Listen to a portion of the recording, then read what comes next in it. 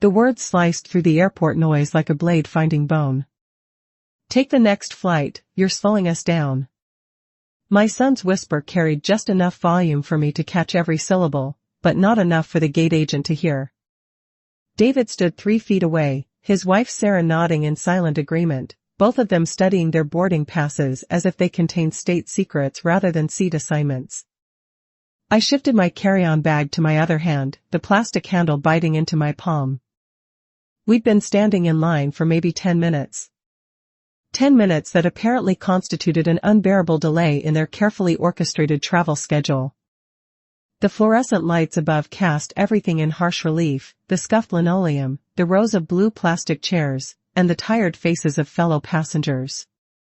But nothing felt as stark as the space that had suddenly opened between my son and me, a chasm measured not in feet but in years of accumulated small cruelties I'd somehow learned to accept. Flight 447 to Denver, we're now boarding Group C, the gate agent announced, her voice crackling through the overhead speakers. That was us. Group C. The middle tier, neither first class nor last call. I fumbled for my boarding pass, my fingers suddenly clumsy against the paper. Mom. David's voice carried that particular tone I'd grown to recognize, the one that suggested I was being unreasonable simply by existing in the same space as him. We talked about this. Sarah and I have the aisle and window. You're in the middle seat behind us. I hadn't remembered talking about it, but then again, there were many conversations I apparently hadn't been present for, despite being in the room when they occurred. The line moved forward. David and Sarah presented their passes with the efficiency of frequent travelers, their movements synchronized in a way that spoke of shared irritation with anyone who might disrupt their rhythm. I followed, my coat sleeve catching briefly on the metal stanchion. Margaret Chen, I said to the gate agent, offering my boarding pass. She scanned it with a practiced motion, then looked up at me with the kind of professional smile that managed to be both warm and impersonal. Have a pleasant flight, Mrs. Chen. Mrs. Chen. Not Mom, not the woman slowing everyone down, not the burden trailing behind her successful son and his perfectly organized wife. Just Mrs. Chen, a person with a name and a ticket and the same right to board this plane as anyone else. I walked down the jetway, my footsteps echoing against the metal walls. Ahead of me, David and Sarah moved with purpose, already discussing their plans for the Denver conference in voices that didn't include me. Behind me, other passengers shuffled forward, each carrying their own stories, their own destinations, and their own complicated relationships with the people they traveled alongside. The airplane cabin smelled of recycled air and industrial carpet. I found my row, 14, just behind David and Sarah in 13. The middle seat, as promised. I stowed my bag in the overhead compartment, aware that I was taking perhaps 30 seconds longer than optimal, aware that this delay would likely be catalogued and referenced later. As I settled into my seat, I caught a fragment of conversation from the row ahead. She'll be fine, Sarah was saying. It's just a 3-hour flight. I know, David replied. But you know how she gets. Anxious about everything. I fastened my seatbelt and stared out the small window past the passenger in the window seat, a young woman absorbed in her phone, earbuds blocking out the world. Through the scratched plastic, I could see the ground crew loading luggage, their movements efficient and purposeful. The pilot's voice crackled over the intercom, beginning the standard pre-flight announcements. Weather conditions, flight time, and cruising altitude. Then, unexpectedly, we'd also like to extend a special welcome to Mrs. Margaret Chen, who's traveling with us today on her first trip to Denver. I blinked, certain I'd misheard. But the woman next to me glanced over with a smile. That's nice, she said. Is it really your first time? Yes, I managed. David's head appeared over the seat back, his expression a mixture of confusion and embarrassment. Mom, did you tell them it was your first time flying to Denver? No, I said quietly. I didn't tell them anything. But as the plane began to taxi toward the runway, I realized something had shifted. For just a moment, my name had been spoken aloud in a space where I mattered. Not as someone's mother or someone's burden, but as Margaret Chen, a person worthy of welcome. The engines grew louder, and I closed my eyes as we lifted off. Below us, the city grew smaller, the neat grid of streets and buildings shrinking until they looked like a child's toy set. Up here, the whispered words seemed smaller too, less sharp, less capable of drawing blood. Silence can bruise louder than shouting, I thought, watching the clouds gather outside the window. But sometimes, unexpectedly, a voice can heal just as quietly. The seatbelt sign chimed off, and passengers around me began the familiar ritual of reaching for phones, adjusting air vents, and settling in for the flight ahead. But I remained still, my hands folded in my lap, my mind already racing ahead to what waited beyond this airplane, beyond Denver, beyond the careful choreography of family obligation. Something had cracked open in that moment when the pilot spoke my name. Not broken, cracked, like an egg ready to hatch, like a seed splitting to let in light. The woman beside me, Linda, she'd introduced herself, was reading a paperback novel with a bright yellow cover. The kind of book I used to read before I'd somehow convinced myself that my time was better spent anticipating other people's needs, managing other people's schedules, and smoothing other people's paths. Good book? I asked. She looked up, surprised by the question. Oh, yes. It's about a woman who inherits a house in Italy and decides to start over. She paused, studying my face. Are you okay? You look like you've seen a ghost. Maybe I have, I said, though I wasn't sure what I meant. Through the gap between seats, I could see the back of David's head, his dark hair neatly trimmed, his shoulders set in the same rigid line they'd held since childhood whenever he was determined to prove a point. Sarah's blonde hair was pulled back in a perfect bun, not a strand out of place, despite the early morning flight. They were discussing the conference schedule, their voices low but carrying in the recycled air. Sessions on market analysis, networking dinners, and strategic planning meetings. A world of acronyms and objectives that had once seemed important when David first started climbing the corporate ladder, when I'd been so proud of his success that I'd forgotten to notice how little space it left for anything, or anyone, else. Within days, I whispered to myself, testing the words, the locks would turn differently. Linda glanced over again. Sorry? Nothing, I said. Just thinking out loud. But the words had weight, substance. They felt like a promise I was making to myself, though I wasn't yet sure what it meant or how I'd keep it. The flight attendant came by with the beverage cart, her movements practiced and efficient. Something to drink? Tea, please, I said. With honey, if you have it. She handed me a small cup, the liquid steaming despite the plastic lid. I wrapped my hands around it, feeling the warmth seep through the thin material. Such a simple thing, tea. But it was mine, chosen by me, sweetened to my taste. No one had asked me to make it for them, and no one had criticized the temperature or suggested I was taking too long. I thought about my kitchen at home, about the morning ritual I'd performed for 37 years, David's coffee first, black with 1 sugar, then tea for myself if there was time. How many mornings had I skipped the tea because someone needed something, because there was a schedule to keep? After all, my small comfort seemed less important than everyone else's urgency. The plane hit a patch of turbulence, a gentle rocking that made Linda grip her armrest. But I found it oddly soothing, this reminder that even in our carefully controlled environment, some forces couldn't be managed or predicted or accommodated.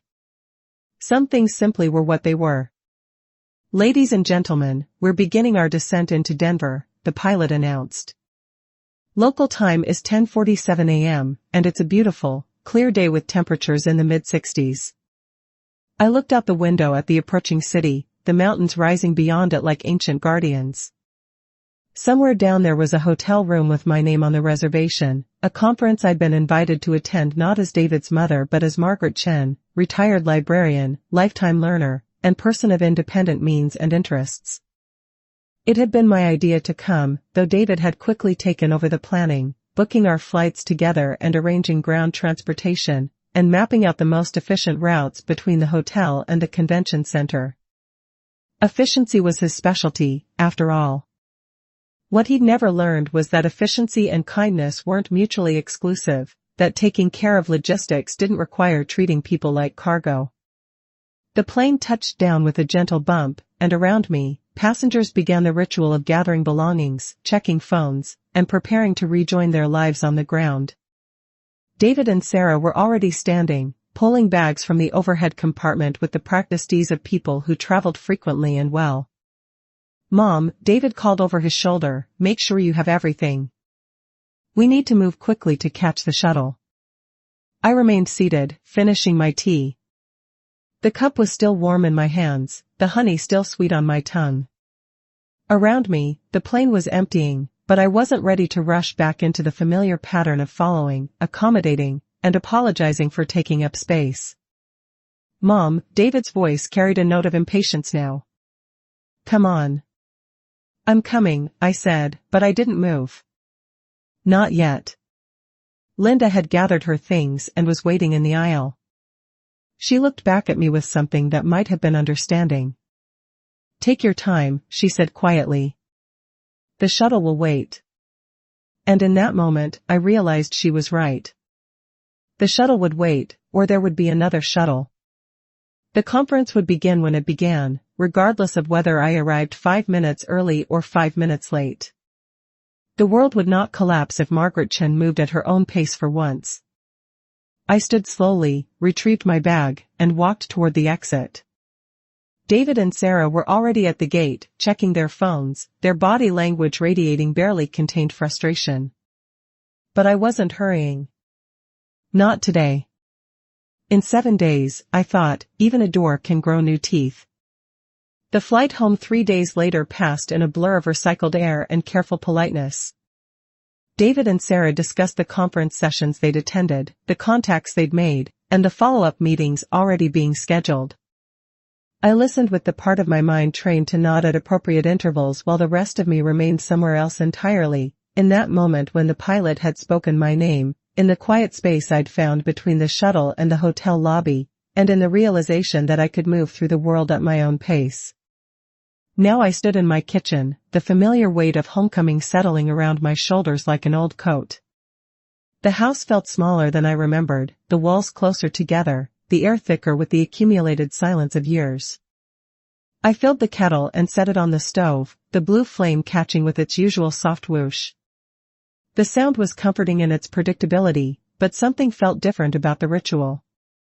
I wasn't making tea because someone else needed coffee first and wasn't checking the clock to see if I had time before the next task demanded attention. I was making tea because I wanted tea. After all, the simple act of choosing something for myself had become, somehow, revolutionary. The bread box sat on the counter where it always had, next to the ceramic jar that held wooden spoons and the small pot where I kept loose change. I pulled out a slice of the whole grain loaf I'd baked before leaving for Denver. It was still fresh, still soft when I pressed it gently with my fingertip. I'd always been good at timing things to last, at planning, at making sure there was enough for everyone. The kettle began its low whistle, and I poured the water over the tea bag, watching the amber color bloom through the clear liquid. Steam rose from the cup, carrying the familiar scent of bergamot and comfort. I added honey, not because anyone had asked me to, not because it was expected, but because I liked the way it softened the edges of the Earl Grey. Through the kitchen window, I could see Mrs. Patterson's garden next door, her marigolds bright orange against the dark soil. She'd planted them in neat rows, each flower given space to bloom without crowding its neighbors. I'd always admired her garden but had never found time to plant one of my own. There was always something else that needed doing, someone else who needed tending. The front door opened and closed with David's particular combination of efficiency and barely contained irritation.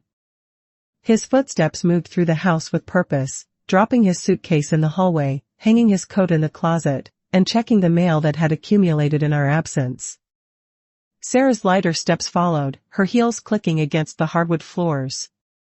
They appeared in the kitchen doorway together, David loosening his tie, Sarah checking her phone. The picture of a successful couple returning from a successful trip, already mentally organizing the next phase of their carefully structured lives. Good flight? I asked, though I'd been on the same plane. Fine, David said, opening the refrigerator and scanning its contents with the focused attention of someone conducting an inventory. Though the delay in Chicago was annoying. We could have made the earlier connection if, he stopped himself, but the implication hung in the air like smoke. If I hadn't needed to use the restroom. If I hadn't stopped to help an elderly man who dropped his boarding pass. If I hadn't existed as a complicating factor in their streamlined travel experience. Sarah perched on one of the kitchen stools, her posture perfect even in casual clothes. The conference was excellent, she said, her voice carrying the bright efficiency she used for social interactions. So many valuable connections. David's presentation went very well. I'm sure it did, I said, and meant it. David had always been articulate, persuasive, and good at distilling complex ideas into digestible presentations. It was a skill that served him well in business and less well in family relationships, where some things couldn't be reduced to bullet points and action items. I buttered my bread slowly, deliberately, aware that my movements were being catalogued and found wanting. Too slow, too careful, too much attention paid to something as simple as spreading butter evenly across the surface. But the bread was warm from toasting, and the butter melted into golden pools, and for once I didn't care if I was taking too long. Mom, David said, his voice carrying that familiar note of patient exasperation, we need to talk about some things. The trip made it clear that there are some logistics we should discuss. I took a bite of my toast, chewing slowly. The bread was good, nutty and substantial, with just enough sweetness to balance the salt of the butter.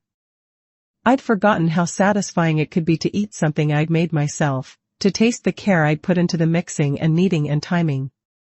What kind of logistics? I asked. Sarah and David exchanged a look, one of those wordless communications that married couples develop, full of shared understanding and mutual reinforcement.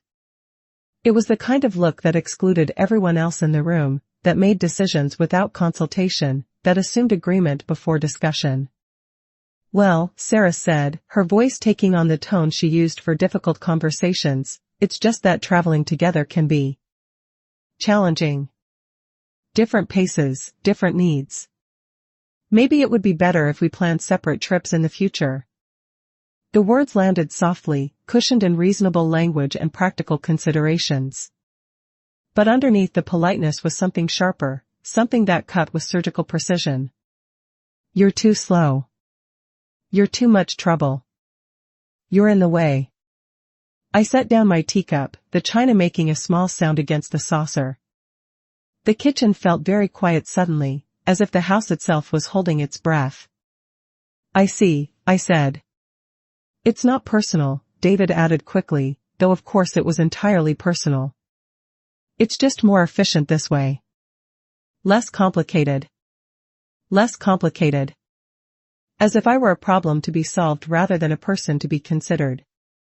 As if my presence in their lives was a logistical challenge rather than a relationship worth nurturing. I looked at my son, really looked at him, and tried to find traces of the boy who used to help me in this same kitchen, who would stand on a step stool to reach the mixing bowls, who would carefully measure ingredients while I guided his small hands. That boy had been patient with my pace and had found joy in the slow process of creating something together. More tea? I asked, though neither of them had requested any. We should get going, Sarah said, sliding off the stool with practiced grace. Early day tomorrow. They gathered their things with the efficiency of people accustomed to making quick exits, leaving behind only the faint scent of Sarah's perfume and the echo of words that would settle into the silence long after their car pulled out of the driveway. I sat alone at the kitchen table, my tea growing cold, my toast half-eaten. Outside, Mrs. Patterson's marigolds caught the late afternoon light, their bright faces turned toward the sun with unwavering optimism.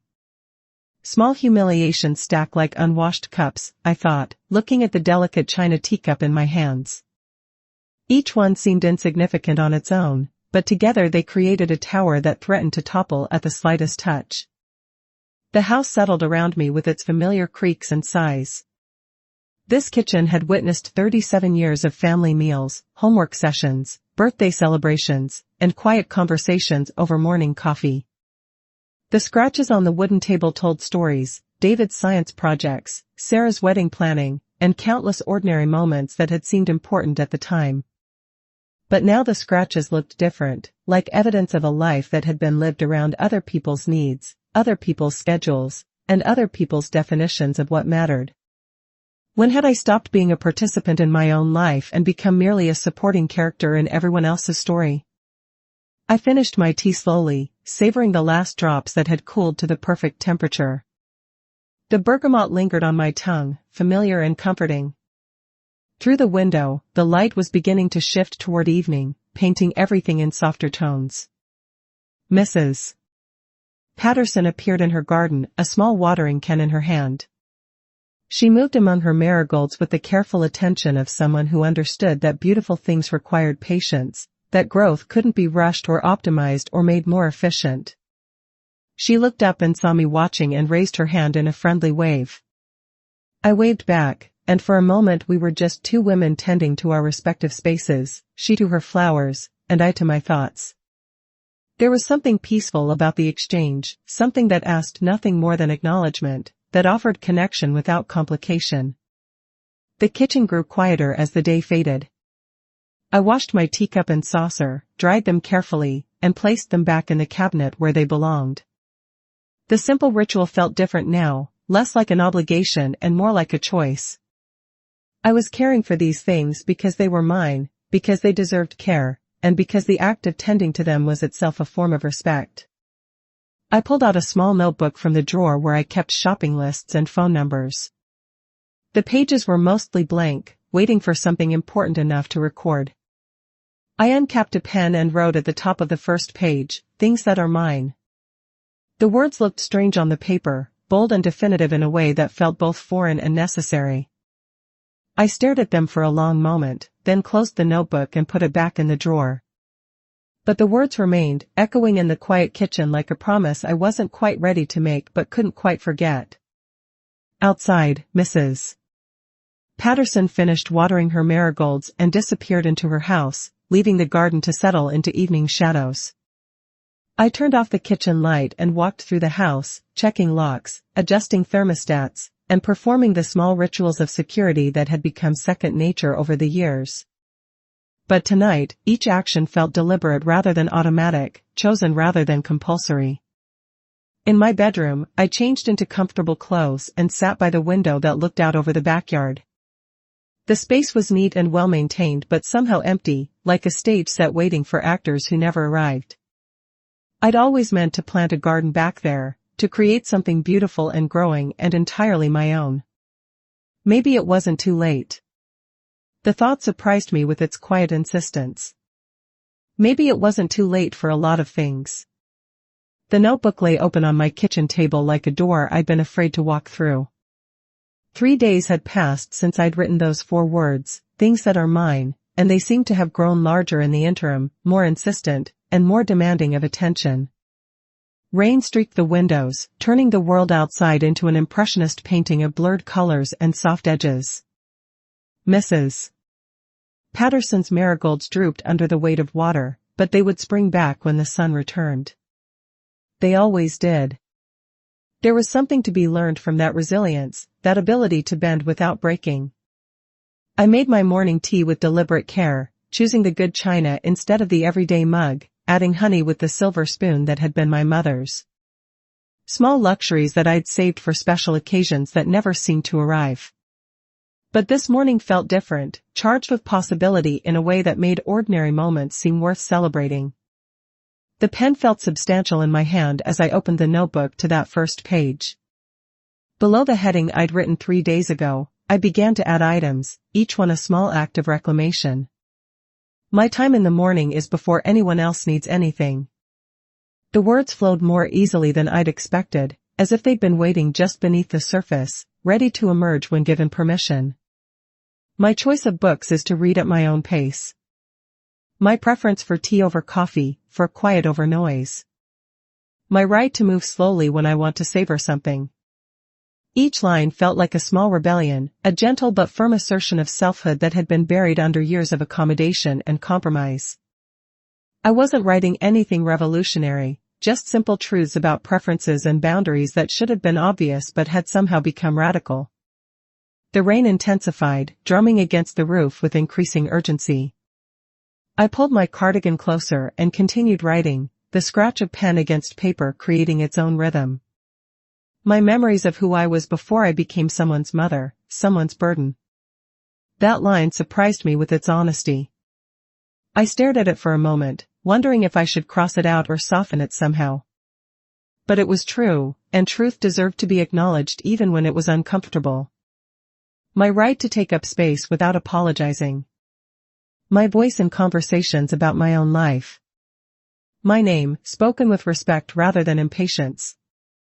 The list grew longer, each item building on the last, creating a foundation of selfhood that felt both foreign and familiar. These weren't demands or ultimatums, they were simply acknowledgments of things that had always belonged to me but that I'd somehow forgotten how to claim.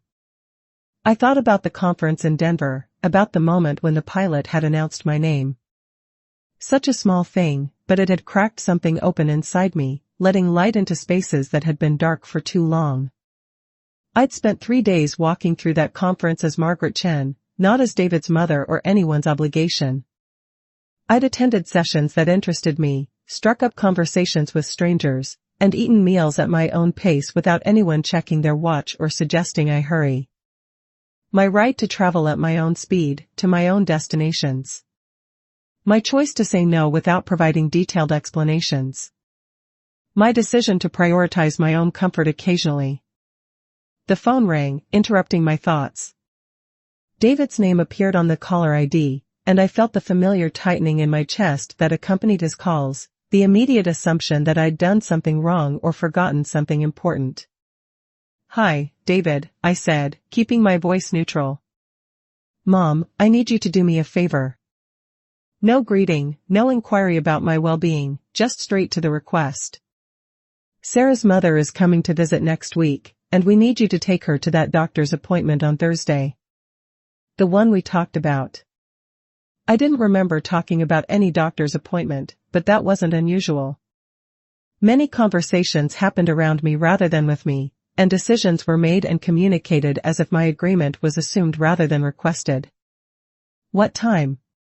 I asked, though something in me resisted the automatic compliance. 2 o'clock. It's just a routine checkup, but you know how she gets anxious about driving in the city.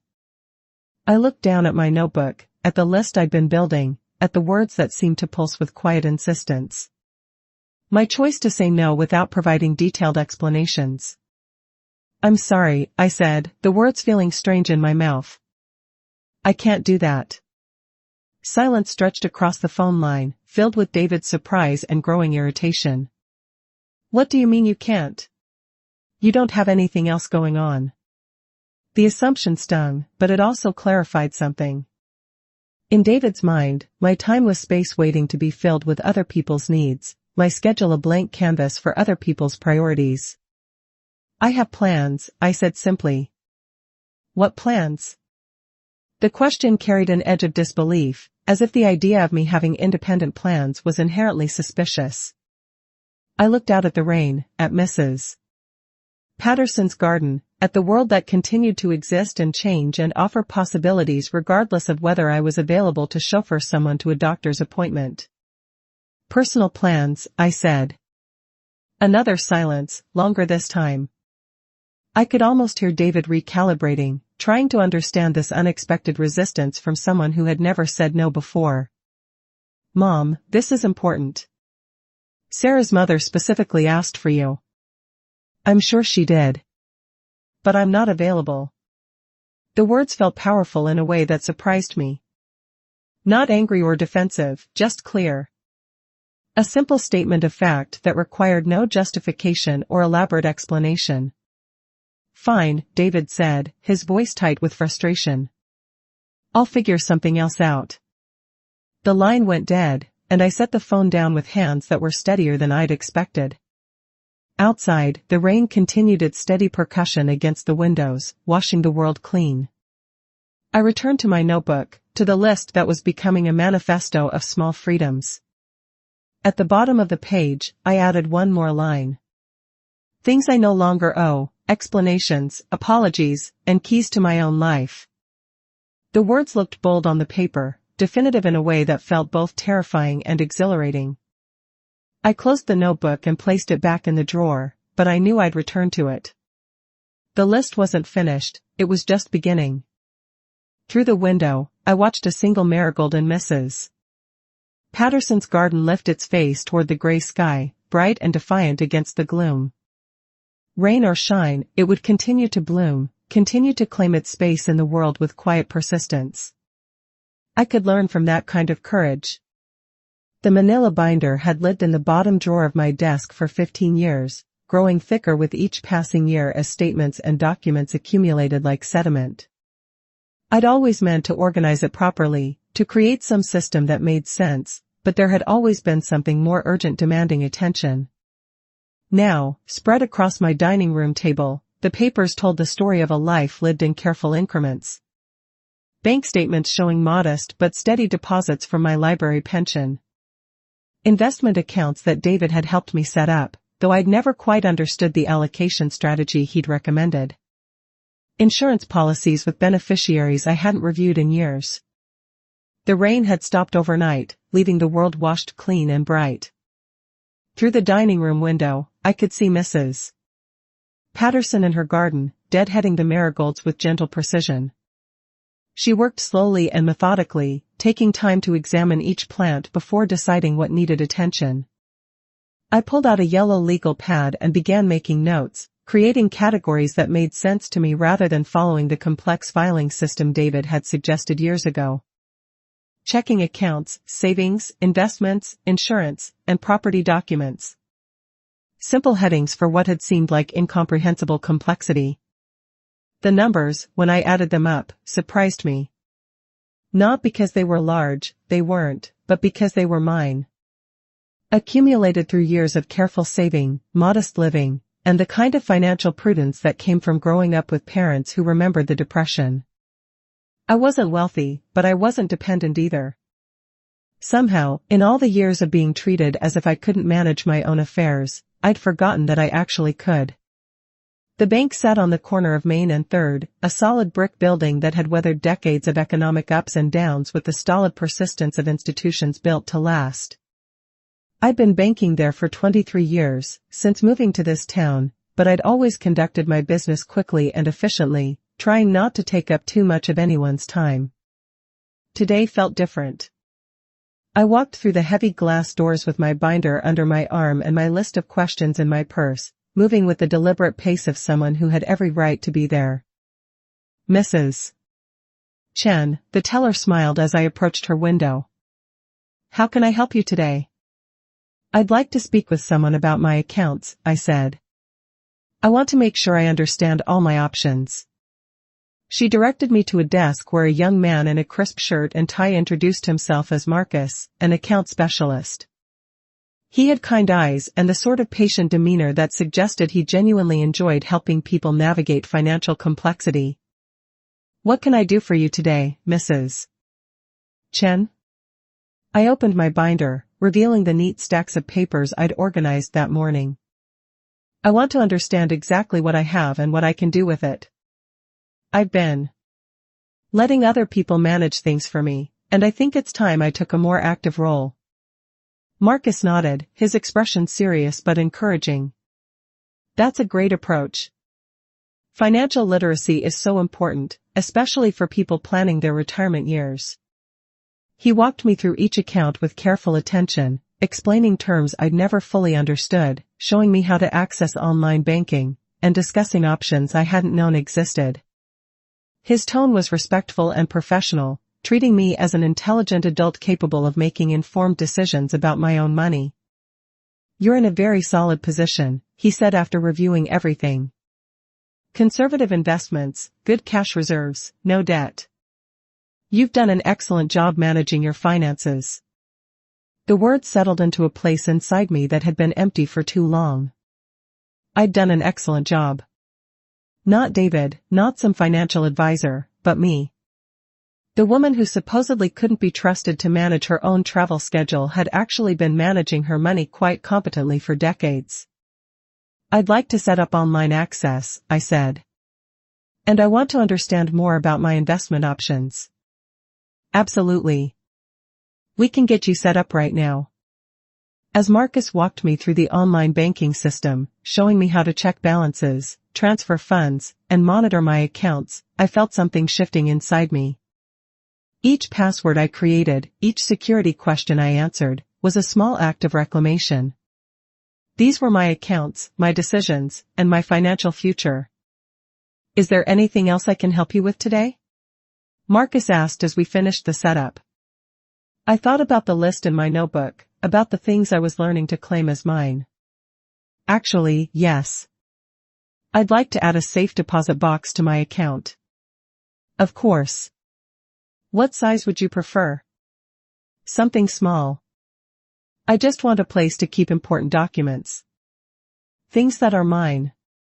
He led me to the vault, a secure room lined with metal boxes of various sizes. The one he showed me was modest but sufficient, a private space where I could store things that mattered, things that belonged to me alone. As I signed the paperwork, I thought about what I might put in this box. Not just documents, but perhaps letters I wanted to keep private, photographs that told my story rather than everyone else's, and small treasures that had meaning only to me. Here's your key, Marcus said, handing me a small silver key that felt substantial in my palm.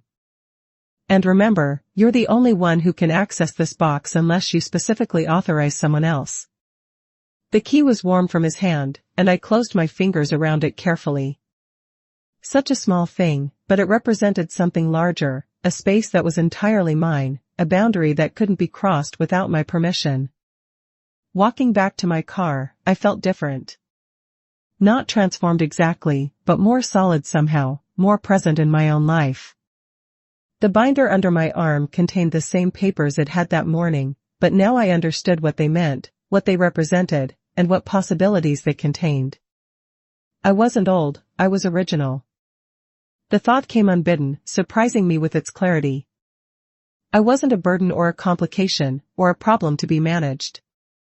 I was a person with resources and options and the right to make my own decisions about how to use them. The drive home took me past the library where I'd worked for 22 years, past the grocery store where I'd shopped for decades, and past the small businesses and familiar landmarks that made up the geography of my daily life. But today they looked different, less like the boundaries of a small world and more like the foundation of a life I was just beginning to understand I could reshape. At home, I placed the safe deposit box key on my keyring, next to the house key and car key that had been my only companions for so long. 3 keys now, each one opening something different, each one representing a different kind of access to the world. I updated my notebook that evening, adding new lines to my growing list. My right to understand and control my own finances. My ability to make decisions about my own resources. My private space that belongs to no one else. The list was getting longer, more specific, and more confident. Each item built on the last, creating a foundation of selfhood that felt increasingly solid, increasingly real. Outside, the evening light caught Mrs. Patterson's marigolds, their bright faces turned toward the setting sun with unwavering optimism. Tomorrow they would face the sun again, claiming their space in the garden with quiet persistence. I was learning to do the same. The confrontation came on a Tuesday evening, arriving with the same sudden intensity as the thunderstorm that had been building all day. I'd been reading in my chair by the window, a novel I'd chosen for myself rather than one from David's recommended list, when I heard his car in the driveway. The front door opened with more force than necessary, followed by the sharp click of Sarah's heels on the hardwood floor. Their voices carried from the entryway, David's clipped tones mixing with Sarah's higher pitch in the particular harmony of shared irritation. I marked my place in the book and set it aside, though something in me resisted the automatic response to make myself available for whatever crisis had brought them here unannounced. The novel was good, a story about a woman who'd inherited a vineyard in France and decided to learn winemaking despite having no experience. The kind of book I'd always dismissed as frivolous but was discovering held its own quiet wisdom about courage and new beginnings. Mom? David's voice carried the edge it took on when he was trying to control his temper. We need to talk. They appeared in the living room doorway together, David still in his work clothes, Sarah perfectly put together despite the late hour. The storm outside chose that moment to announce itself with a low rumble of thunder, as if the weather itself was commenting on the tension that had followed them into my house. Of course, I said, though I didn't rise from my chair. What's on your mind? David moved to the center of the room with the restless energy of someone accustomed to commanding attention. Sarah positioned herself near the mantelpiece, her posture perfect, her expression carefully neutral in a way that suggested strong opinions held in check. We got a call from the bank today, David said without preamble. Apparently, you've been making changes to your accounts without discussing them with anyone. The words hung in the air like an accusation. I folded my hands in my lap and waited for him to continue, though part of me wanted to point out that my accounts were, by definition, mine to change as I saw fit. Marcus Chen, no relation, apparently, called to verify some information, Sarah added, her voice carrying the particular tone she used when she wanted to sound reasonable while delivering criticism. He mentioned that you'd been asking about investment options and had opened a safe deposit box. That's correct, I said simply. David's jaw tightened. Mom, we've talked about this. Financial decisions shouldn't be made in isolation. There are tax implications, estate planning considerations, and things you might not fully understand. The assumption stung, but I kept my voice level. What exactly don't I understand? It's not about understanding, Sarah interjected smoothly. It's about having a comprehensive strategy. David has an MBA, after all. He's qualified to help you make these decisions. Lightning flashed outside, illuminating the room in stark black and white for a moment before returning us to the warm glow of the table lamps. The storm was getting closer, and I could feel the electricity in the air, the sense of something building toward an inevitable release. I appreciate David's qualifications, I said carefully. But these are my accounts. My decisions to make. That's exactly the kind of thinking that gets people into trouble, David said, his voice rising slightly. You can't just make financial moves without considering the bigger picture. What if you need long-term care? What if there are medical expenses? What if I'm capable of making my own decisions about my own life? The words came out more sharply than I'd intended, cutting through his litany of hypothetical disasters. The room fell silent except for the sound of rain beginning to patter against the windows. David stared at me as if I'd spoken in a foreign language, his expression cycling through surprise, confusion, and something that looked uncomfortably like anger. This isn't like you, Sarah said, her voice taking on the concerned tone she used when she wanted to sound caring while delivering a diagnosis. You've always been so sensible about these things. So willing to accept guidance. So willing to be managed, she meant. So compliant, so grateful for their attention, and so eager to avoid conflict that I'd handed over my autonomy piece by piece without even noticing it was gone. Maybe this is exactly like me, I said. Maybe you just haven't been paying attention. Thunder crashed overhead, close enough to rattle the windows.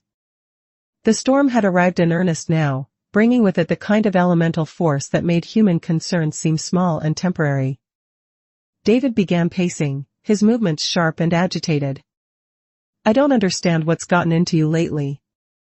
First, the thing with Sarah's mother's appointment, now this. It's like you're deliberately trying to make things difficult. I'm trying to make things honest, I said.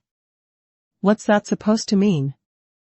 I looked at my son, really looked at him, and tried to find traces of the boy who used to curl up in this same chair with me, who would listen to stories and ask questions and treat my opinions as if they mattered.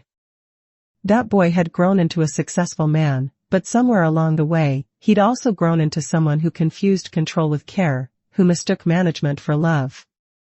It means I'm tired of being treated like a problem to be solved instead of a person to be respected. The words landed in the room like stones thrown into still water, creating ripples that spread outward in widening circles. Sarah's carefully composed expression flickered, revealing something harder underneath. David stopped pacing and turned to face me fully, his eyes bright with frustration. "That's not fair," he said. "Everything we do is because we care about you. Because we want what's best for you." "What do you think is best for me?" I corrected gently. "Without asking what I think is best for me. Because you don't always see the whole picture." The words exploded out of him, carrying years of accumulated frustration. "You get focused on small things and miss the bigger implications. Like this bank thing, you're making decisions that could affect your entire financial future without considering your opinion," I finished. "That's what this is really about, isn't it? Not my financial security, but your need to be consulted, to be in control, to have your expertise acknowledged." Sarah stepped forward, her composure finally cracking. "That's incredibly unfair, Margaret. David has spent years trying to help you, trying to make sure you're taken care of, and this is how you repay him? By shutting him out and making reckless decisions? Reckless decisions like understanding my own bank accounts? Like having a private space for my personal documents? Like saying no to an appointment I never agreed to in the first place?" The storm outside reached its crescendo, rain lashing against the windows with increasing fury. But inside the living room, a different kind of storm was building, fed by years of unspoken resentments and unexamined assumptions. "You're being selfish," David said, his voice cold now, controlled in the way that was somehow more cutting than shouting. "You're thinking only about yourself instead of considering how your actions affect the people who care about you." The accusation hit its mark, finding the place inside me that had always been vulnerable to guilt, to the suggestion that my needs were somehow less important than everyone else's comfort. For a moment, I felt the familiar urge to apologize, to smooth things over, to return to the easier path of accommodation. But then I thought about the list in my notebook, about the things I was learning to claim as mine. About the key in my purse that opened a space that belonged to no one but me. About the novel on the table beside me, chosen for my own pleasure rather than someone else's approval. "Control mistakes itself for care," I said quietly. The words seemed to echo in the sudden silence that followed. Outside, the storm was beginning to move on, the thunder growing more distant, the rain settling into a steadier, gentler rhythm. David and Sarah stood frozen in the center of my living room, their faces reflecting a mixture of shock and something that might have been recognition. For just a moment, I saw them clearly, not as the villains in my story, but as people who had genuinely believed they were helping, who had confused their own need to be needed with my need to be cared for. "I think you should go," I said, not unkindly but with finality. They left without another word, gathering their coats and their wounded dignity, their footsteps echoing through the house and out into the storm. I remained in my chair, listening to their car start and pull away, listening to the rain settle into its gentler rhythm against the windows. The living room felt larger somehow, as if the confrontation had cleared the air of more than just harsh words. I picked up my novel and found my place, but the words blurred slightly as I read. Not from tears, I wasn't crying, but from something that felt like relief mixed with exhaustion. The storm moved on, leaving behind the clean scent of rain-washed air and the sound of water dripping from the eaves. In the morning, Mrs.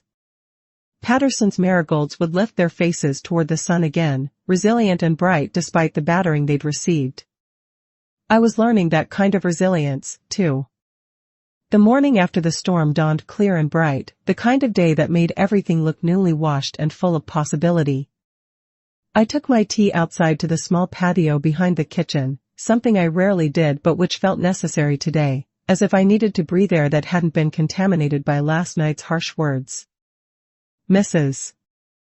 Patterson was already in her garden, assessing the damage from the storm with the practical eye of someone who'd weathered many seasons.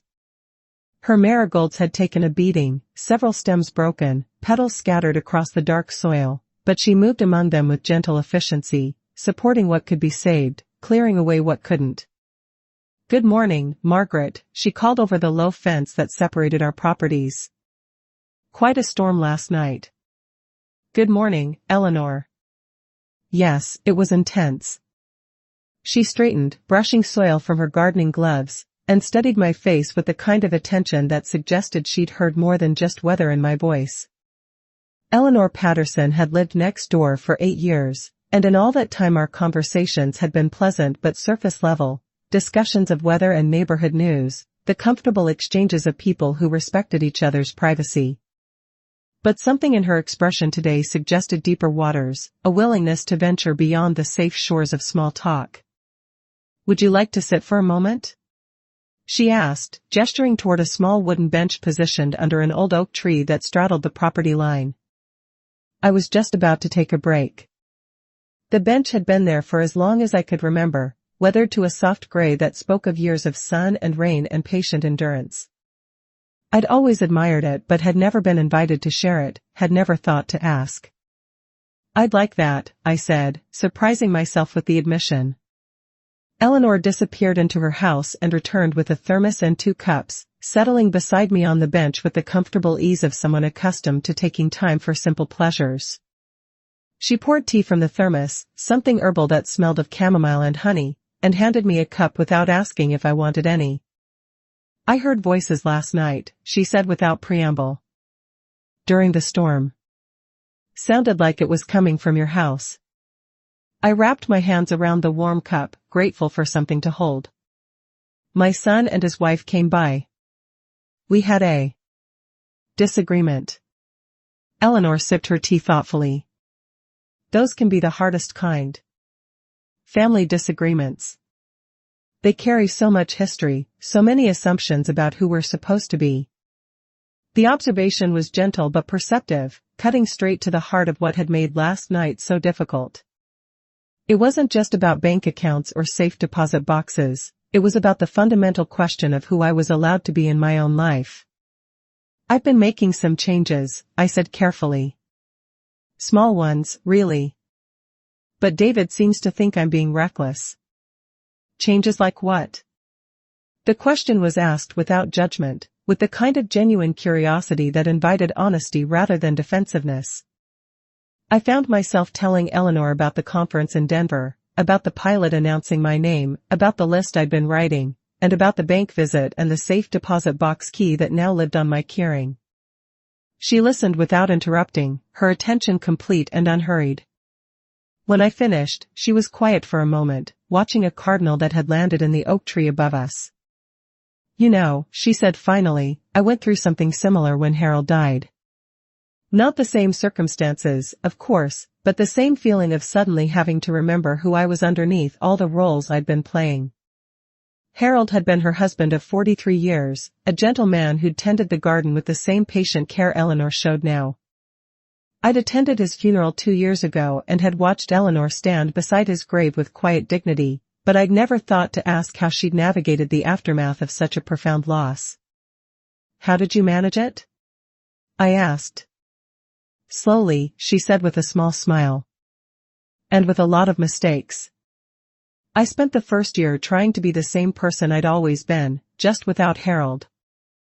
It took me a while to realize that wasn't possible, or even desirable.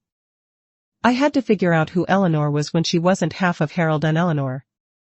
She gestured toward her garden, toward the neat rows of marigolds and the small vegetable patch that hadn't existed when Harold was alive.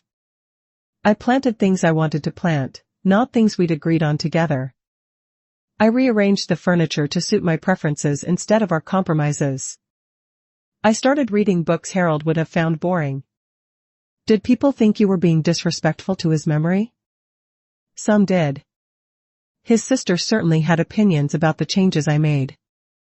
But I realized that the best way to honor what we'd had together was to honor who I was becoming without him. A witness is sometimes all a truth requires, I thought, watching Eleanor's face as she spoke. She wasn't offering advice or solutions, just recognition, the simple acknowledgement that my experience was valid, that my desire for autonomy was reasonable, and that my small acts of reclamation were worth defending. Your son loves you, she said gently. But love and respect aren't always the same thing. Sometimes the people who care about us most are the ones who have the hardest time seeing us clearly. The cardinal above us began to sing, its voice clear and strong in the morning air. Other birds joined in, a chorus of different voices creating something beautiful together without anyone conducting, organizing, or managing the performance. I keep thinking I should feel guilty, I admitted. For wanting things to be different. For not being grateful enough for their concern. Guilt is just fear wearing a disguise, Eleanor said. Fear that we're not good enough, that we don't deserve what we want, that other people's comfort is more important than our own truth.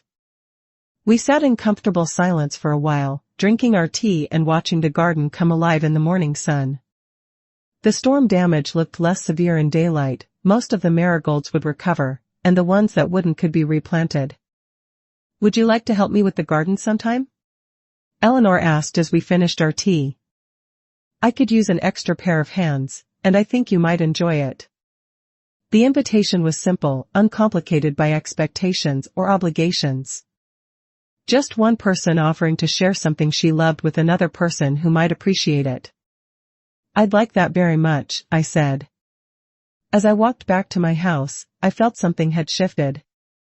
Not dramatically, I was still the same person who'd woken up that morning, still facing the same challenges with David and Sarah, still learning to navigate the unfamiliar territory of putting myself first. But I was no longer alone in that territory. Eleanor's quiet recognition had given me something I hadn't realized I needed, the simple validation that my experience was real, that my desires were legitimate, and that my small acts of courage were worth celebrating. I updated my notebook that afternoon, adding a new line to my growing list. My right to be witnessed and understood without judgment. The words looked different from the others, softer somehow, more about connection than independence. But they belonged there, part of the foundation I was building for a life that honored both my need for autonomy and my need for community. Outside, Eleanor worked in her garden with patient persistence, tending to what could be saved, clearing away what couldn't, and making space for new growth. The marigolds that had survived the storm seemed brighter somehow, their colors more vivid against the dark soil. I was learning to tend my own life with the same kind of care. The locksmith arrived at 9 o'clock sharp, a compact woman with calloused hands and the no-nonsense demeanor of someone who'd spent years solving other people's security problems. She introduced herself as Rita and walked around my house with professional efficiency, examining doors and windows with the practiced eye of someone who understood that safety was about more than just keeping unwanted people out. It was about giving the right people control over who came in. Standard deadbolts on the front and back doors, she said, making notes on a small pad. Good quality, but they're about 15 years old. The side door to the garage has a basic knob lock, which isn't really secure. And you've got those old windows that don't lock properly. I followed her around the perimeter of my house, seeing it through her eyes, not as the familiar space I'd inhabited for decades, but as a structure with vulnerabilities, with points of access that could be controlled or compromised depending on who held the keys. What would you recommend? I asked. Depends on what you're trying to accomplish. Are you worried about break-ins, or is this more about controlling access? The question was more perceptive than she probably realized. This wasn't about burglars or home invasion, it was about something more fundamental. The question was more perceptive than she probably realized.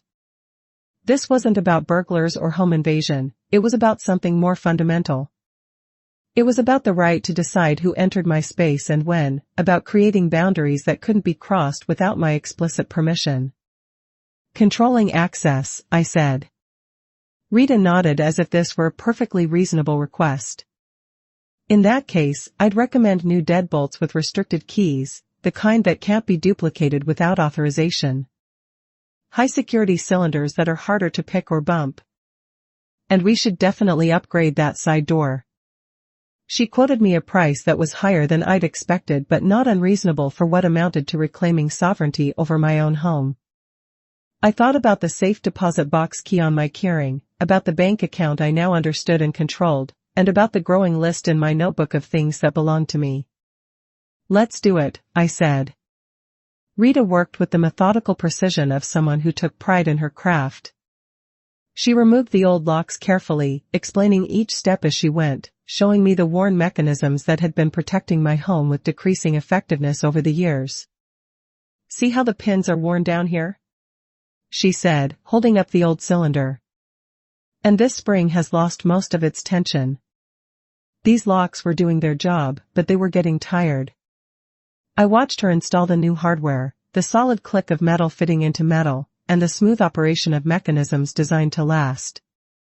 Each lock she installed came with 2 keys, one for daily use and one for backup, and she handed them to me with the solemnity of someone transferring important responsibility. "These are restricted keys," she explained. "See this marking here? You can only get copies made at authorized dealers, and you'll need to show ID and sign for them. Nobody else can duplicate these without your permission." The keys felt substantial in my hand, heavier than the old ones, with a complexity of cuts and grooves that spoke of sophisticated engineering. But more than their physical weight, they carried the weight of choice, the power to decide who could enter my space and who couldn't. The side door was interesting, Rita said as she packed up her tools. "Looks like someone added a second lock to it at some point, but they never gave you the key. Just left it unlocked all these years." I stared at the side door, trying to remember when that second lock had appeared. It must have been years ago, installed by David during one of his periodic home improvement projects, another layer of security that had somehow become another layer of his control over my environment. "Can you make that one work too?" I asked. "Already did. Here's your key." She handed me a third key, smaller than the others but equally significant. The side door had been unlocked for so long that I'd forgotten it was supposed to be secure and had accepted that this entrance to my home was somehow beyond my control. After Rita left, I walked through my house testing each lock, feeling the solid engagement of metal against metal, the satisfying resistance that meant the mechanisms were working as designed. Each turn of the key was deliberate, purposeful, not just securing my home, but claiming it. The rain had started again, a gentle pattering against the windows that made the house feel cozy and protected. I made tea and sat at the kitchen table, looking out at Eleanor's garden, where the marigolds were recovering from the storm, their bright faces turned toward what little sun filtered through the clouds. My phone rang, and David's name appeared on the caller ID. I let it ring 3 times before answering, not from spite but from the simple recognition that I didn't have to respond immediately to every demand for my attention. "Hi, David. Mom, I tried to stop by earlier, but your door was locked. I used my key, but it didn't work." His voice carried confusion and a note of irritation, as if my door's failure to open for him was a personal affront rather than the intended result of a deliberate decision. "I had the locks changed," I said simply. Silence stretched across the phone line, filled with his processing of this information and its implications. "Why would you do that?" "Because it's my house." "But what if there's an emergency? What if you need help and can't get to the door?" The questions came rapid fire, each one designed to highlight the supposed recklessness of my decision, to make me feel guilty for prioritizing my autonomy over his convenience. But I'd heard these arguments before, in different contexts, and I recognized them for what they were, attempts to maintain control disguised as concern for my welfare. "If there's an emergency, you can call 911 like anyone else," I said. "And if I invite you over, I'll unlock the door." "This is ridiculous, Mom. I'm your son. I should have a key to your house." "Why?" The question seemed to catch him off guard. Because that's how families work. Because I might need to check on you, or help with something, or because you're used to having access to my space whenever you want it, whether I'm home or not. Another silence, longer this time. I could almost hear him recalibrating, trying to find an argument that would restore the status quo without making him sound controlling or unreasonable. "What if you fall and can't get up? What if you have a medical emergency? Then I'll use the medical alert system I'm going to look into. Or I'll call Eleanor next door. Or I'll handle it the way millions of other adults handle emergencies, by asking for help when I need it, not by giving other people unlimited access to my private space. The words came out more forcefully than I'd intended, but they felt true in a way that surprised me. I wasn't being reckless or stubborn, I was being reasonable. I was claiming the same right to privacy and security that any adult deserved, the same control over my environment that David took for granted in his own home. "I don't understand what's happening to you," David said, his voice tight with frustration. "This isn't like you." "Maybe it is like me," I said. "Maybe you just haven't been paying attention." After he hung up, I sat in the quiet kitchen listening to the rain and the subtle sounds of my house settling around me. The new locks were invisible from the inside, but I could feel their presence, solid, reliable, and responsive only to my keys and my decisions about who was welcome in my space. I pulled out my notebook and added a new line to my list. "A door answered only to me." The words looked powerful on the page, definitive in a way that felt both liberating and slightly terrifying. I'd crossed a line today, moving from internal changes to external ones, from private reclamation to public declaration. There would be consequences, more phone calls, more confrontations, more attempts to make me feel guilty for claiming what had always been mine. But as I sat in my secure house, listening to the rain wash the world clean outside my locked doors, I felt something I hadn't experienced in years, the deep satisfaction of being exactly where I belonged, protected by boundaries I'd chosen, surrounded by space that answered only to me. The key to the side door sat on my keyring next to the others, small but significant. For years, that door had been beyond my control, a symbol of all the ways my own home hadn't quite belonged to me. Now it was mine again, secured by my choice, opened only by my permission. A door answered only to me. The phrase echoed in my mind as the rain continued its gentle percussion against the windows, washing away the last traces of the storm and leaving everything clean and bright and new. The travel brochures had been accumulating in the kitchen drawer for months, colorful promises of places I'd always meant to visit but never quite found the time or courage to explore. Scotland, with its misty highlands and ancient castles. The coast of Maine, with its lighthouses and lobster boats. The wine country of California, where vineyards stretched toward distant mountains. I spread them across the kitchen table like a map of possibilities, each glossy page offering a different version of freedom. The morning light caught the photographs, azure waters, cobblestone streets, and gardens bursting with flowers I couldn't name. Places where I could be simply Margaret Chin, traveler, rather than someone's mother or burden or complication. The idea had been growing since Denver, since that moment when the pilot announced my name and I'd felt the strange thrill of being recognized as myself rather than as an appendage to someone else's life. But it had remained abstract until this morning, when I'd woken with the clear understanding that wanting something and doing something about it were two entirely different things. I pulled out the old atlas that had lived on the bookshelf for decades, its pages yellowed with age, but its information still largely accurate. The United States spread before me in careful detail, with state lines and major cities and the thin blue lines of rivers connecting everything. I'd driven most of these roads at one time or another, but always with purpose, always with a destination predetermined by someone else's needs or schedule. What would it be like to choose my own route, to stop when something caught my interest, and to change direction simply because a road looked inviting? The phone rang, interrupting my cartographic daydreaming. Sarah's name appeared on the caller ID, and I felt the familiar tightening in my chest that accompanied calls from David's family. But today the feeling was different, less automatic dread and more conscious choice about whether to engage. I let it ring 4 times before answering. "Hello, Sarah." "Margaret, I'm glad I caught you." Her voice carried the bright efficiency she used for difficult conversations. "I wanted to talk to you about what happened the other night. David is really upset, and I think there might be some misunderstanding about your recent decisions." I looked down at the travel brochures spread across my table, at the atlas open to a page showing the Pacific Coast Highway winding along the California shore. "What kind of misunderstanding?" "Well, the locks, for instance. David feels like you don't trust him, like you're shutting him out of your life. And the bank thing, He's worried you might be making financial decisions that could put you at risk.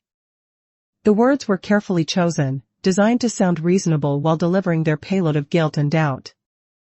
But I'd heard this particular melody before, and I was learning to recognize the difference between genuine concern and manipulative control. I'm not shutting David out of my life, I said. I'm claiming my right to privacy in my own home. But what if something happens? What if you need help? Then I'll ask for it. The same way you would if you needed help. Silence stretched across the phone line, filled with Sarah's recalibration. I could almost hear her searching for a different approach, a new angle that might restore the familiar dynamic where my autonomy was negotiable and their convenience was paramount. David just wants what's best for you, she said finally. I'm sure he does. But what David thinks is best and what I think is best might be different things. And since it's my life, my opinion should probably carry some weight. After Sarah hung up, with promises to talk more later that sounded more like threats than invitations, I returned to my travel planning with renewed focus. The brochures suddenly seemed less like idle fantasy and more like practical possibilities, destinations that could be reached by someone with a reliable car, a valid credit card, and the courage to drive towards something new. I pulled out my laptop and began researching train routes, discovering a network of possibilities I'd never considered. The Coast Starlight from Seattle to Los Angeles, passing through forests and mountains and cities I'd only seen in photographs. The Empire Builder across the northern plains, through landscapes that changed with the seasons and the light. The Silver Star runs down the eastern seaboard, connecting cities with histories that stretch back centuries. Train travel appealed to me in a way that flying didn't, the ability to see the country unfold gradually, to watch the landscape change mile by mile, to arrive at destinations refreshed rather than exhausted. And there was something romantic about it, something that spoke to a part of me that had been dormant for too long. I clicked through schedules and prices, amazed at how accessible it all was. I could leave next week if I wanted to and could book a sleeper car to San Francisco, a coach seat to Chicago, or a room with a view on the route to New Orleans. The only thing stopping me was my own hesitation, my own ingrained habit of asking permission for things that required no one's approval but my own. The wooden drawer where I kept important papers yielded a surprise when I opened it to file the train schedules I'd printed.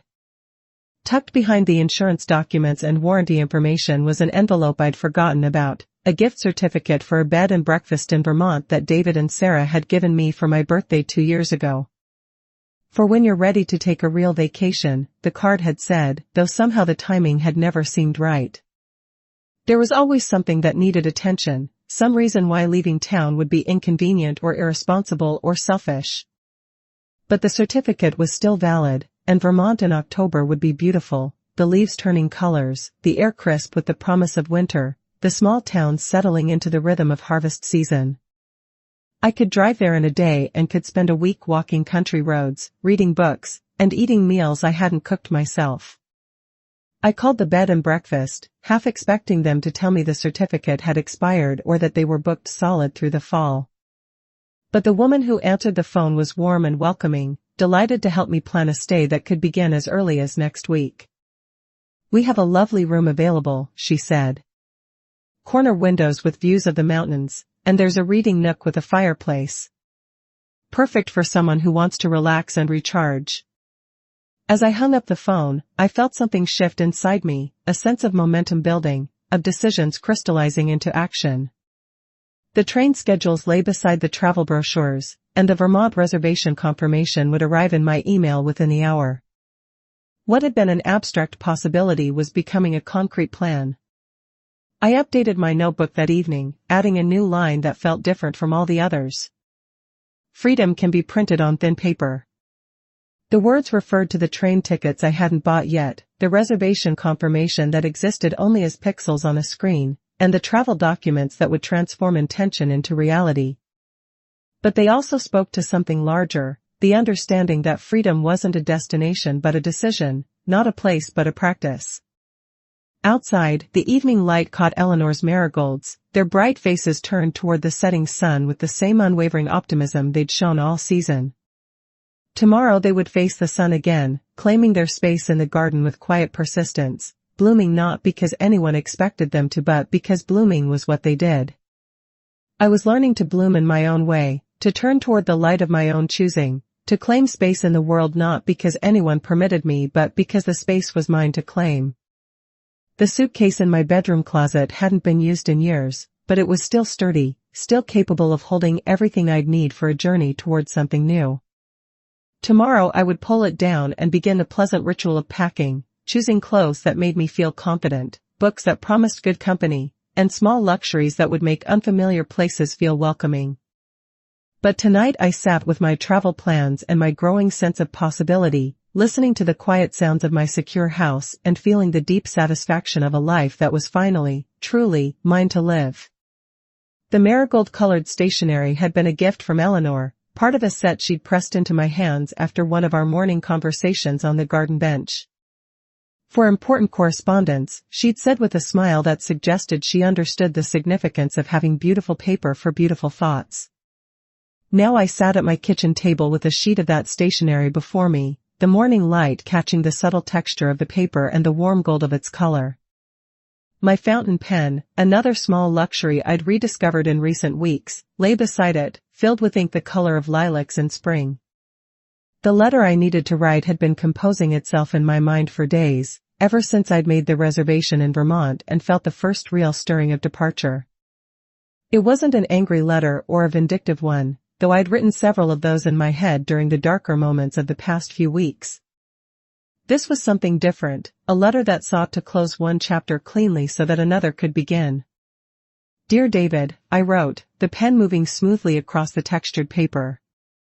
By the time you read this, I'll be on my way to Vermont for a week of rest and reflection. I wanted to leave you with some thoughts about the changes I've been making and why they've been necessary. I paused, looking out the window at Eleanor's garden, where she was deadheading roses with the same patient attention she brought to all her gardening tasks. The morning was clear and bright, the kind of day that made everything seem possible. I know my recent decisions have been confusing and frustrating for you. The locks, the bank accounts, the boundaries I've been setting, they probably seem sudden and unreasonable. But they're not sudden at all. They're the result of years of gradually losing myself in the role of being your mother, of forgetting that I'm also Margaret Chen, a person with her own needs and desires and right to self-determination. The words flowed more easily than I'd expected, as if they'd been waiting just beneath the surface for permission to emerge. I wasn't writing to hurt or to blame, but to explain, to offer David the gift of understanding even if he wasn't ready to accept it. I love you deeply, and I'm proud of the man you've become. Your business success, your dedication to your family, your intelligence, and your drive, these are all qualities that bring me joy. But somewhere along the way, our relationship became less about love and more about management. I love you deeply, and I'm proud of the man you've become. Your business success, your dedication to your family, your intelligence, and your drive, these are all qualities that bring me joy. But somewhere along the way, our relationship became less about love and more about management.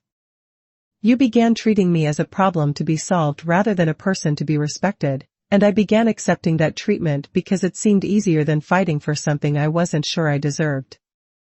I set down my pen for a moment and walked to the window, watching Eleanor work among her flowers.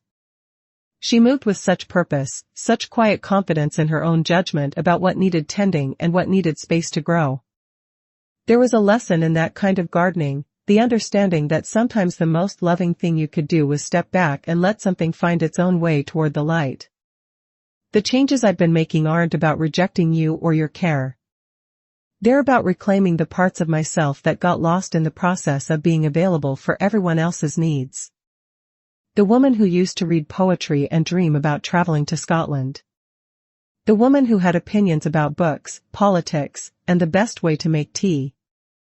The woman deserved to be consulted about decisions affecting her own life.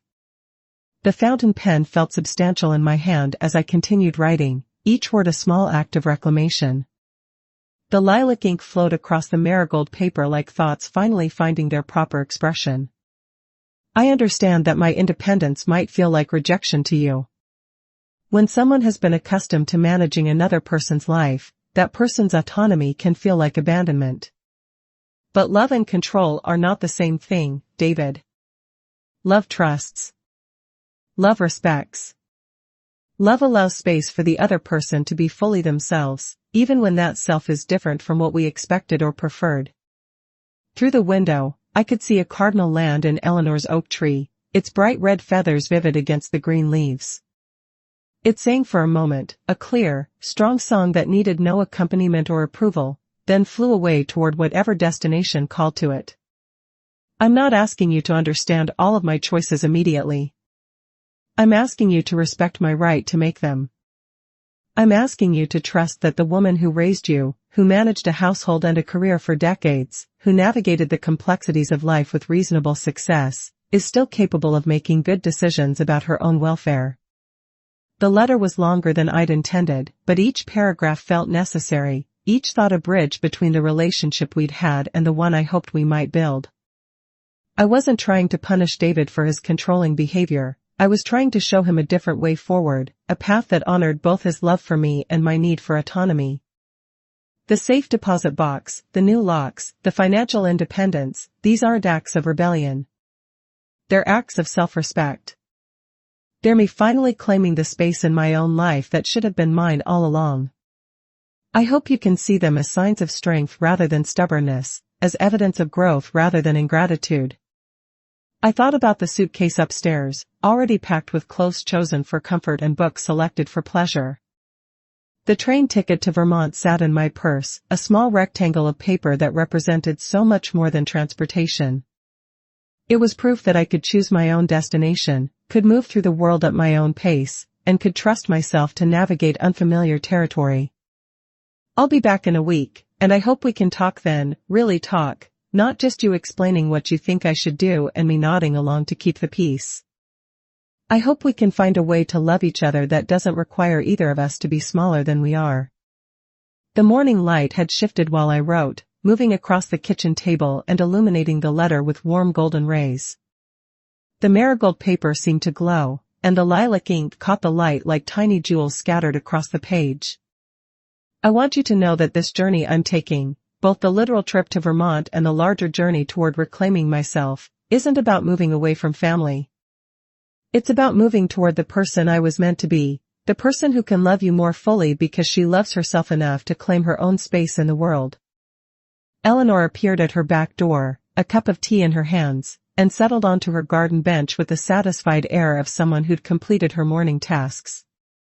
She raised her cup in a small salute when she saw me at the window, and I waved back, grateful for her quiet presence in my life. Thank you for reading this, David. Thank you for being my son, for bringing joy and challenge and growth into my life in equal measure. I hope that someday you'll understand that the strongest love is the kind that sets people free to be themselves, that trusts them to make their own choices, and that celebrates their independence rather than fearing it. I signed the letter simply, with love and hope, Mom. The envelope was cream-colored, substantial enough to hold the weight of words that had taken years to find their proper form. I wrote David's name on the front in careful script, then placed the letter on the kitchen table where he would find it when he came by to check on the house, a habit I knew he wouldn't abandon despite the new locks. Closure doesn't slam doors, it latches them quietly, I thought, looking at the sealed envelope. This letter wasn't an ending but a beginning, not a rejection but an invitation to build something new on the foundation of honesty rather than habit. The afternoon stretched ahead of me, full of final preparations for tomorrow's departure. There were small tasks to complete, arrangements to make, and the pleasant ritual of preparing to step away from familiar routines and into the unknown. But first, I sat for a moment longer at the kitchen table, surrounded by the golden light and the sense of completion that came from finally saying what needed to be said. The letter would wait here while I was gone, a bridge between the woman I'd been and the woman I was becoming. When I returned from Vermont, we would see what kind of relationship could be built on that bridge, what kind of love could flourish when it was rooted in respect rather than control. But that was for later. Today was for departure, for the sweet anticipation of a journey chosen freely, and for the deep satisfaction of a life finally, fully, my own to live. The suitcase sat by the front door like a faithful companion, packed with everything I needed for a week of independence and nothing I didn't.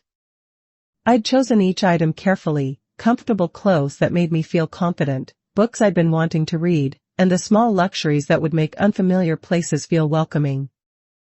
A silk scarf that my mother had given me years ago. The fountain pen that wrote so smoothly across good paper. A photograph of Eleanor's marigolds that I'd taken yesterday morning when the light was perfect. The house felt different around me as I moved through the familiar rooms, checking windows, and adjusting thermostats and performing the small rituals of departure.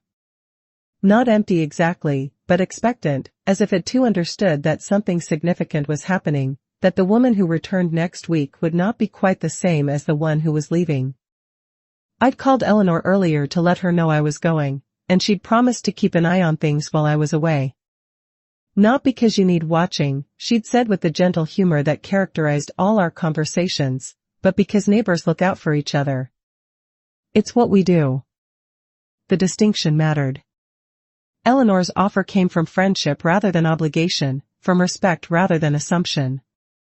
She wasn't taking responsibility for my life, she was simply extending the courtesy that one independent person offers another. The train would leave at 6:30, which meant I needed to be at the station by 6. I had time for one last cup of tea, one final moment of sitting in my kitchen and appreciating the space I'd worked so hard to reclaim as my own.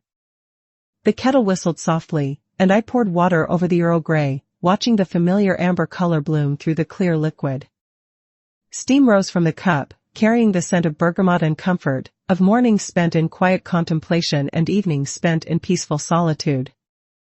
Through the window, I could see the porch light beginning to glow in the gathering dusk. I'd always loved this time of day, the gentle transition from afternoon to evening, the way the light softened everything and made ordinary moments feel touched with magic. I carried my tea outside to the small porch that faced the street, settling into the wicker chair I'd bought for myself last month. Another small luxury, another way of claiming space for my own comfort and pleasure. The chair was positioned perfectly to catch the evening light and watch the neighborhood settle into its nighttime rhythms. Mrs. Henderson from across the street was walking her small terrier, both of them moving with the unhurried pace of creatures who understood that the journey was as important as the destination. She waved when she saw me, and I waved back, grateful for these simple connections that asked nothing more than acknowledgement. The tea was perfect, not too hot, sweetened just the way I liked it, and served in the good china because every day was worth celebrating with beautiful things. I'd spent too many years saving the good china for special occasions that never seemed to arrive, forgetting that the decision to use beautiful things was itself what made occasions special. A car turned onto my street, its headlights sweeping across the pavement in the growing darkness. For a moment, I tensed, wondering if it might be David coming for another confrontation, another attempt to talk me out of the choices I'd been making. But the car continued past my house, carrying its occupants toward their own destinations, their own evening rituals. I thought about the letter I'd left on the kitchen table, about the words I'd finally found the courage to write. By the time David read it, I'd be somewhere in the mountains of Vermont, watching unfamiliar landscapes roll past the train window, breathing air that carried no history of compromise or accommodation. The porch light cast a warm circle of illumination around my chair, creating a small island of comfort in the gathering darkness. I'd always loved this light, the way it welcomed me home after long days, the way it suggested safety and warmth and belonging. Tonight it felt like something more, a beacon marking the end of one journey and the beginning of another. My phone buzzed with a text message, and I glanced at it without urgency. Eleanor wished me safe travels and reminded me that she'd be here when I returned. The message was brief but warm, carrying the kind of friendship that didn't need elaborate expressions to convey deep care. I finished my tea slowly, savoring each sip and the quiet satisfaction of sitting in my own space, on my own schedule, accountable to no one but myself. The evening air was cool but not cold, perfect for the light sweater I'd chosen for traveling. Everything felt aligned, purposeful, and ready. At 5:15, I stood and gathered my things. The suitcase rolled smoothly behind me as I walked to the car, its wheels making a soft sound against the pavement. I loaded it into the trunk with the careful attention of someone who understood that this simple act was also a ceremony, the physical manifestation of choosing to move towards something new. Before getting into the car, I turned back to look at my house. The porch light glowed warmly, illuminating the front steps where I'd sat so many evenings, the door that now opened only to my keys, and the windows that reflected my own choices about privacy and boundaries. It looked solid and welcoming and entirely mine. The drive to the train station took 20 minutes through streets I'd traveled thousands of times but which looked different tonight, touched with the magic of departure. I wasn't running away from anything, I was running toward something, toward the person I was meant to be when I stopped apologizing for taking up space in my own life.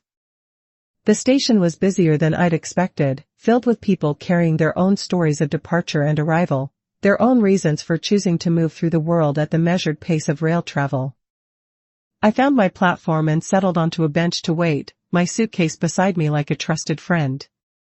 The train arrived exactly on time, its headlight cutting through the darkness as it pulled into the station with the solid authority of something built to last.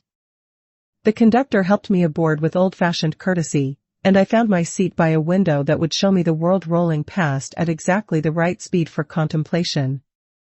As the train pulled away from the station, I watched the lights of my town grow smaller and more distant. Somewhere back there, my house sat secure behind its new locks, my letter waited on the kitchen table, and Eleanor tended her garden with the patient wisdom of someone who understood that beautiful things required both care and space to grow. Departure can also be arrival, I thought, watching the familiar landscape give way to unfamiliar territory. I was leaving behind the woman who had spent decades accommodating other people's needs at the expense of her own and arriving at the understanding that love and respect were not mutually exclusive and that boundaries were not barriers but bridges to healthier relationships. The train settled into its rhythm, carrying me toward Vermont and toward whatever version of myself was waiting to be discovered there. Outside the window, the world rolled past in gentle darkness, full of possibilities I was finally ready to explore.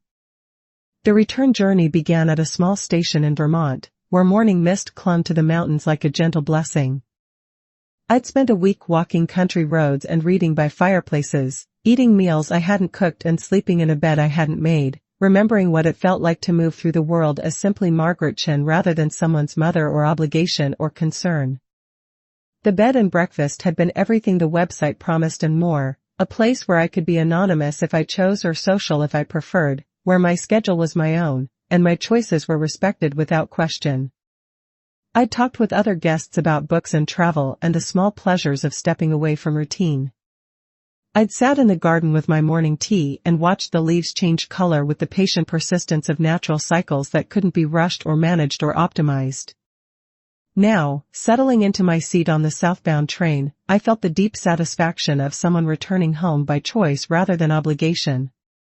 The week had given me something I hadn't realized I needed, proof that I could navigate unfamiliar territory with confidence, that I could make decisions about my own comfort and safety, and that I could trust myself to know what I needed and when I needed it. The train pulled away from the station with the same measured authority I remembered from the journey north, carrying me back toward the life I'd left but with a clearer understanding of who I was within that life. The landscape rolled past the window in reverse, mountains giving way to hills, hills to farmland, and farmland to the suburbs and cities that marked the approach to home. I'd called Eleanor the night before to let her know when I'd be arriving, and she'd promised to pick me up at the station. Not because you can't get home on your own, she'd said with characteristic understanding, but because friends meet friends at train stations. It's what we do. The distinction still mattered. Eleanor's offer came from affection rather than assumption, from the kind of friendship that enhanced independence rather than threatening it. My phone had been mostly silent during the week away, a few text messages from David that I'd answered briefly but warmly, letting him know I was safe without providing detailed itineraries or justifications for my choices. The space had been good for both of us, I thought. Time for him to process the letter I'd left, time for me to remember who I was when I wasn't constantly managing other people's expectations. The train began its final approach to my home station, and I gathered my things with the unhurried movements of someone who had learned to trust her own timing. The suitcase that had been my companion for the week felt lighter somehow, as if the journey had stripped away unnecessary weight rather than adding to it. Now arriving at Central Station, the conductor announced over the intercom. Central Station, next stop. I smiled at the familiar words, remembering another announcement on another train that had started this whole journey toward reclaiming myself. How different that moment felt now, not the beginning of rebellion but the continuation of growth, not the rejection of family but the insistence on being treated as a full person within that family.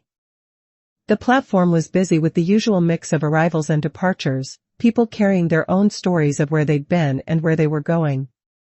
I stepped off the train with my suitcase and looked around for Eleanor, spotting her near the information booth with a smile that suggested genuine pleasure at my return. How was Vermont? She asked as we walked toward the parking garage, her question carrying the kind of interest that invited sharing without demanding details. Perfect, I said, and meant it. Exactly what I needed. The drive home took us through familiar streets that looked somehow brighter than I remembered, as if the week away had cleared my vision along with my thoughts. We talked easily about small things, the weather, the garden, the book Eleanor was reading, the comfortable conversation of friends who didn't need to fill every silence with words. My house came into view as we turned onto my street, the porch light glowing warmly in the afternoon sun. Eleanor had been watering my plants while I was away, and everything looked well tended, cared for with the same gentle attention she brought to her own garden. Thank you, I said as she helped me carry my suitcase to the front door. For everything. For the rides, for watching the house, for being the kind of friend who makes independence possible rather than threatening it. She hugged me briefly, warmly. Welcome home, Margaret. I'm glad you went, and I'm glad you're back. Inside, the house felt exactly as I'd left it, secure, peaceful, and entirely mine. The letter I'd written to David was gone from the kitchen table, which meant he'd been here, had read my words, and had perhaps begun the process of understanding what I'd been trying to tell him. I unpacked slowly, putting away clothes that smelled of Vermont air and mountain mornings, placing books on shelves where they would wait to be reread and remembered. The small treasures I'd collected during the week, a pressed leaf from a maple tree, a smooth stone from a mountain stream, a postcard of the covered bridge I'd walked across every morning, found places among my belongings like evidence of a life fully lived. The answering machine blinked with messages, but I ignored it for now. There would be time later for returning calls, for re-engaging with the practical details of daily life. For now, I wanted to simply be present in my own space, to feel the satisfaction of returning home as the same person who had left but with a deeper understanding of who that person was. I made tea with deliberate ceremony, using the good china and taking time to appreciate the familiar ritual. The Earl Grey tasted exactly as it should, comforting, grounding, and perfectly suited to my preferences. Through the kitchen window, I could see Eleanor in her garden, deadheading the last of the season's marigolds with the same patient attention she'd shown all year. The phone rang as I was finishing my tea, and David's name appeared on the caller ID. I let it ring twice before answering, not from avoidance but from the simple recognition that I could choose my own timing for difficult conversations. Hi, David. Mom. His voice carried something different, not the usual edge of impatience or barely controlled frustration, but something softer, more uncertain. I got your letter. I hoped you would. I've been thinking about what you wrote. About how I've been treating you. I didn't realize. He paused, and I could hear him struggling with words that didn't come easily. I didn't realize I was being controlling. I thought I was being helpful. The admission hung in the air between us, fragile and important. I waited, giving him space to continue, understanding that this conversation would set the tone for whatever relationship we built going forward. I talked to Sarah about it, he continued. About some of the things you said. She helped me see that maybe I've been treating you like a problem to be managed instead of a person to be respected. That wasn't your intention, I said gently. I know that. But intention and impact aren't always the same thing. No, they're not. Another pause, longer this time. I'm sorry, Mom. I'm sorry for making you feel like you couldn't make your own decisions, like your opinions didn't matter. I'm sorry for treating your independence like a threat instead of something to celebrate. The words settled into the space between us like seeds finding fertile ground. Not a complete transformation, that would take time and consistent action, but a beginning, an acknowledgement that change was possible. Thank you, I said. That means more than you know. I'd like to try again. To have a different kind of relationship. One where I trust you to know what's best for yourself. I'd like that too. We talked for another few minutes, carefully but warmly, like people learning a new language together. When we hung up, I felt something had shifted, not back to the way things were, but forward to something that had never existed before. A relationship between two adults who respected each other's autonomy, who could love without controlling, and who could care without managing. The evening settled around me with familiar comfort as I moved through my house, checking locks and adjusting thermostats and performing the small rituals of security that had become second nature. But tonight each action felt different, not automatic but chosen, not compulsory but deliberate. I pulled out my notebook and turned to a fresh page, ready to add new items to my growing list of things that belonged to me. But instead, I found myself writing something different. Things I've learned to give freely: forgiveness, understanding, space for growth, and love without conditions. The words surprised me with their generosity, their recognition that reclaiming my own autonomy didn't require withholding grace from others. David's apology had been genuine, his willingness to change real. The relationship we built going forward would be different from the one we'd had, but it could be better, rooted in respect rather than habit, in choice rather than obligation. 3 weeks later, I found myself at another airport gate, but this time the circumstances were entirely different. I was traveling alone to Scotland, a trip I'd planned and booked myself, using my own resources and following my own timeline. The guidebooks in my carry-on bag were marked with places I wanted to see, experiences I wanted to have, and moments I wanted to savor at my own pace. Flight 892 to Edinburgh, we're now boarding all passengers, the gate agent announced. I gathered my things and joined the line, moving with the unhurried confidence of someone who belonged exactly where she was. The boarding pass in my hand bore my name, Margaret Chen, and my chosen seat, my selected meal preference, and my own decisions about how to spend the next 10 days. As I handed my boarding pass to the gate agent, she smiled with professional warmth. Have a wonderful trip, Mrs. Chen. Thank you, I said, and meant it. The airplane cabin was filled with the usual mix of travelers, business people checking phones, families organizing children, and couples discussing itineraries. I found my seat and settled in with the satisfaction of someone who had earned her place through her own choices rather than someone else's arrangements. The pilot's voice crackled over the intercom as we prepared for takeoff. Ladies and gentlemen, welcome aboard Flight 892 to Edinburgh. We'd like to extend a special welcome to all our passengers traveling to Scotland for the first time. I smiled, remembering another flight, another announcement, another moment when my name had been spoken with respect rather than impatience. But this time was different. This time, I wasn't surprised by the recognition. This time, I expected to be treated as a person worthy of welcome, worthy of respect, and worthy of taking up space in the world. As the plane lifted off, carrying me toward the Scottish Highlands I'd dreamed of seeing for decades, I thought about the journey that had brought me here. Not just the physical journey from my house to this airplane seat, but the longer journey from accommodation to autonomy, from apologizing for my existence to celebrating it.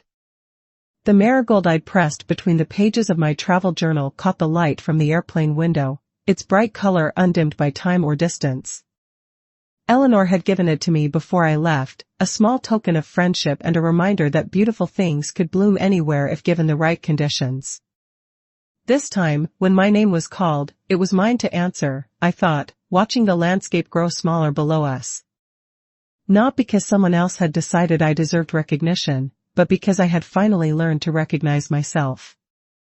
The plane climbed toward cruising altitude, carrying me toward adventures I'd chosen, experiences I'd planned, and moments I would savor at my own pace. Behind me, my house sat secure behind locks I'd chosen, my garden waited for spring planting I would design myself, and my life continued to unfold according to my own timeline and preferences.